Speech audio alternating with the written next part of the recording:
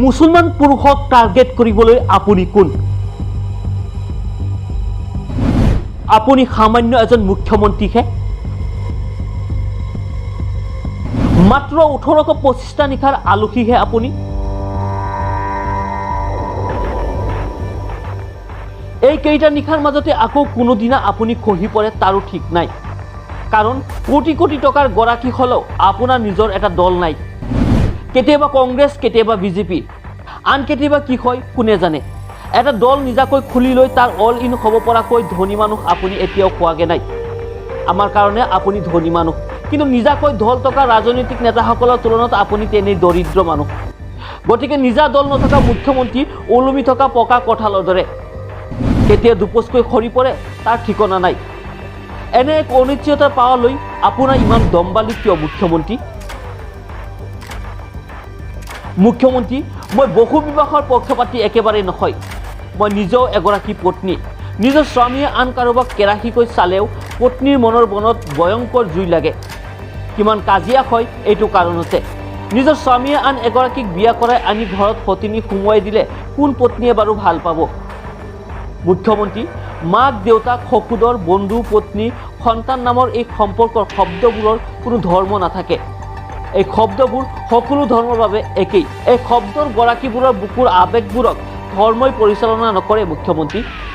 এই শব্দবোৰৰ গৰাকী যি ধৰ্মৰে নহওক, সিহঁতৰ পেটৰ ভোক, দুচকুৰ পানী আৰু বুকুৰ বেদনা সকলোখিনি একেই।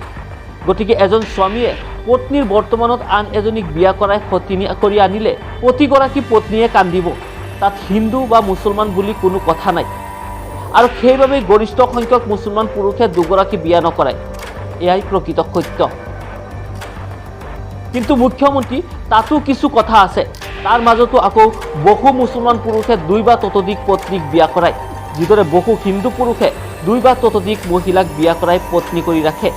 কেৱল হিন্দু বা মুছলমান পুৰুষেই নহয়, অসমৰ বহু জাতি জনগোষ্ঠী, বিভিন্ন ভাষা ভাষী পুৰুষেও প্ৰথমা পত্নীৰ উপস্থিতিতে তেওঁক ন্যায়সন্মতভাৱে বিচ্ছেদ নকৰাকৈ 2-3 গৰাকীকৈ বিয়া কৰায়।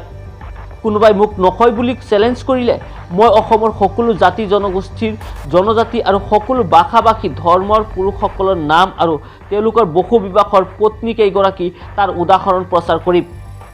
অসমত কেৱল মুছলমান পুৰুষেই বহু বিবাহ নকৰে।